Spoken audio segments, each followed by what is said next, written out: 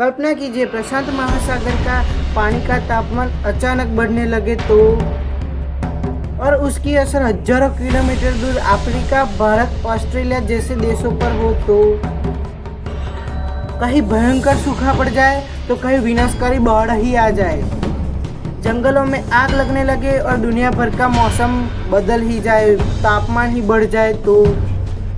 यह किसी science fiction film की कहानी नहीं है, सुपर एल नीनो का प्रभाव। सुपर एल नीनो क्या है और वैज्ञानिक इसके नाम से इतना चिंतित क्यों हो जाते हैं, आइए जानते हैं एल नीनो क्या होता है। सामान्य परिस्थितियों में प्रशांत महासागर के सतह पर हवाएं पूर्व से पश्चिम की ओर लहराती है। यह हवाएं गर्म पानी को एशिया और ऑस्ट्रेलिया की तरफ धक्का मारती है, लेकिन कुछ वर्षों में यह व्यवस्था बिगड़ जाती है, हवाएं कमजोर हो जाती है और इसका पानी गर्म पानी फिर वही मध्य भाग में और पश्चिम भाग में वापस चला जाता है और महासागर का पानी वापस पूर्व और मध्य प्रशांत क्षेत्र में फैलने लगता है। इस घटना को एल नीनो कहा जाता है। में यह साधारण लगता है, लेकिन ये बदलाव पूरी पृथ्वी के मौसम को तहस नहस कर देता है, पूरा बदल ही देता है।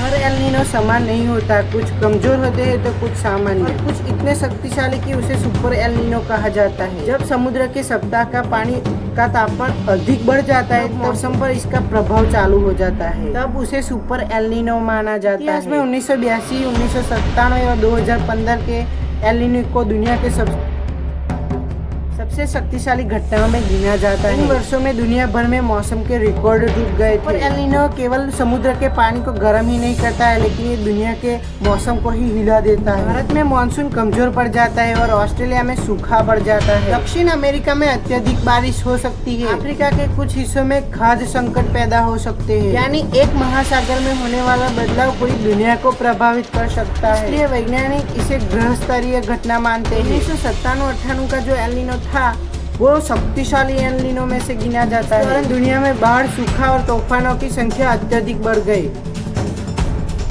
कई देशों को अरबों डॉलर का नुकसान हुआ, हजारों लोगों की जान गई। वैज्ञानिकों के अनुसार उस समय महासागर में अत्यधिक गर्मी दर्ज की गई थी। गर्मी की भूखी ही इतनी बढ़ गई थी जिससे तापमान तेजी से बढ़ गया। यह घटना आज भी मौसम इतिहास में महत्वपूर्ण घटना मानी जाती है। भारत की अर्थव्यवस्था और कृषि अत्यधिक मानसून पर निर्भर करती है। जब एल नीनो सक्रिय होता है तो कई बार मानसून कमजोर पड़ जाता है, बारिश ही नहीं होती। कम बारिश का मतलब है कम जल भंडार और कम कृषि उत्पादन। किसानों के लिए कठिन परिस्थितियाँ।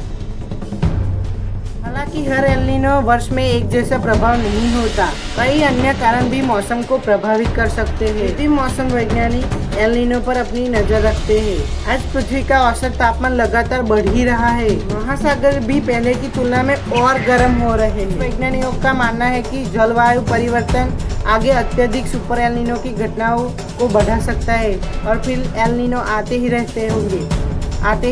हालांकि इस विषय पर अभी भी शोध जारी है। बात स्पष्ट है, गर्म होती दुनिया में मौसम की घटनाएं अत्यधिक गंभीर हो सकती है। कल्पना कीजिए दुनिया के कई हिस्सों में रिकॉर्ड तोड़ गर्मी पड़े, कई महीनों तक बारिश ही न हो, तो कहीं इतनी बारिश हो कि शहर ही डूब जाए, खाद्य कीमतें बढ़ जाए और जंगलों में आग लगने लगे और मौसम का संतुलन बिगड़ जाए। यही कारण है कि वैज्ञानिक महासागरों की पूरी तरह निगरानी करते हैं।